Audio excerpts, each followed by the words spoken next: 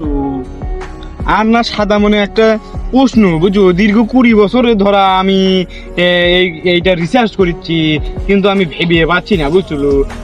এটার কি ফলাফল আমি তো মাথায় আমার খাটে না দোস্ত বুঝছো। তো কালাই কথাটা আমি কবে চাই, তুই কি শুনবো? হ্যাঁ ক।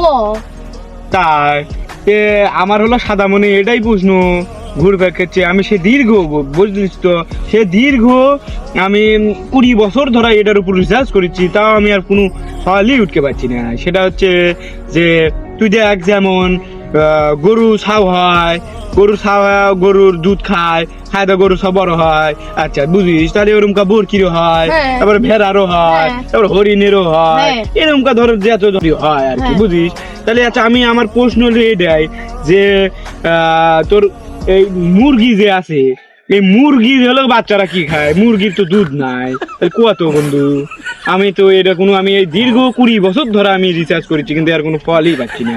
আমি আমার মাথায় খাটে না বন্ধু, তুই আল্লাহ ভাইবা বল তো। তাও তো ঠিক কথা কইছো। আরে এখন এটা তো দেখার লাগবে। তাই হ, কি প্রশ্ন করলো যে আমার মাথায় খেলিচ্ছে না? এই প্রশ্নের উত্তর তো আমার জানা নাই, আমি কি করবো?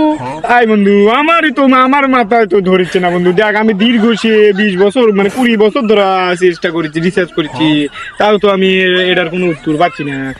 বন্ধুরা আপনারা কি কেউ জানেন এটার প্রশ্ন? জেনে থাকলে কমেন্ট বক্সে বলে যাবেন।